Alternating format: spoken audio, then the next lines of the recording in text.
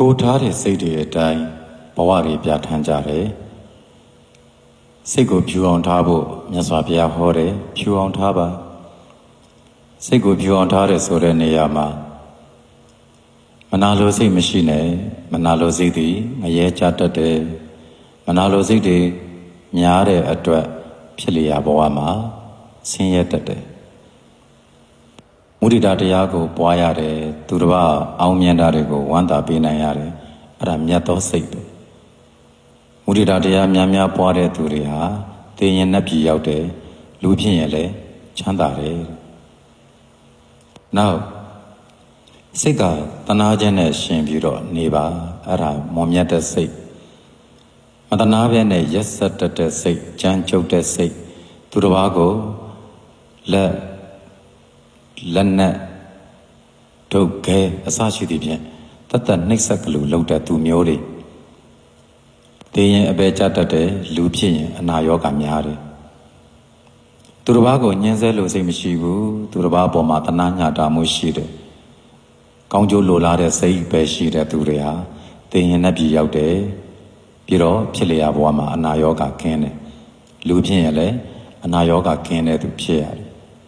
အနာရောဂါများတဲ့သူတွေဆိုတာအတိတ်ဘဝတွေတုန်းကသူတစ်ပါးတွေကိုတိရစ္ဆာန်လေးတွေကိုနှိပ်စက်ညှင်းဆဲခဲ့လို့နောက်သူများအသက်ကိုလွယ်လွယ်တတ်တတ်တဲ့ပုဂ္ဂိုလ်များကြမ်းကြုတ်ရက်စက်တဲ့စိတ်ထားရှိတဲ့ပုဂ္ဂိုလ်များငရဲကြတတ်တဲ့လူဖြင့်အသက်တိုးတတ်တယ်တတ္တဝါလေးတွေအပေါ်မှာတပ်ဖြတ်လို့စိတ်မရှိဘူးဘာနာတိပါဒကံလုံတဲ့ပုဂ္ဂိုလ်များသိရင်နှက်ပြည်ရောက်တယ်ပြီးတော့လူဖြစ်လို့ရှင်လည်းအသက်ရှိတယ်အဲ့ဒီလိုနဲ့ကောင်းတဲ့စိတ်ထားတဲ့အခါမှာကောင်းကျိုးတွေရကြတာအခုဘဝမှာစိတ်ယုံမာတွေမွေးမိရင်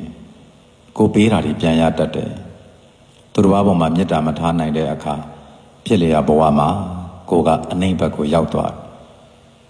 ယိုသေးမှုကာရဝမရှိပဲမာနကြီးနေတဲ့ပုဂ္ဂိုလ်တွေဒီဘဝမှာသူတစ်ပါးကိုနိုင်ထက်ကလူပြုစော်ကားမော်ကားလုပ်ကာရဝတရားလုံးဝမရှိတဲ့ပုဂ္ဂိုလ်တွေသိရင်အပေကြတတ်တယ်လူဖြစ်လို့ချင်းအမျိုးယုံမှဖြစ်တတ်တယ်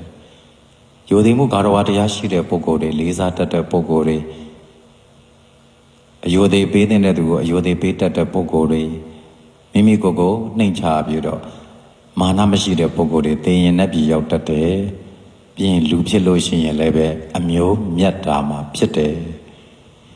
ဒီဘဝမှာအတိတ်ကံအဟောင်းကိုစားပြီးတော့ကောင်းတာလေးတွေကြုံနေလို့မန်မတက်နဲ့ကိုဒီဘဝမှာရုပ်လှနေပေမဲ့ဒီဘဝမှာဘဝမြင့်နေပေမဲ့စိတ်တက်ရုပ်သွားရင်နောက်ဘဝကျ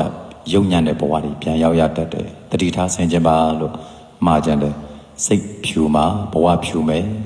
စိတ်ထားမြင့်မြတ်မှဘဝမြင့်မြတ်မှုတွေကိုရတယ်အားလုံးအေးချမ်းကြပါစေ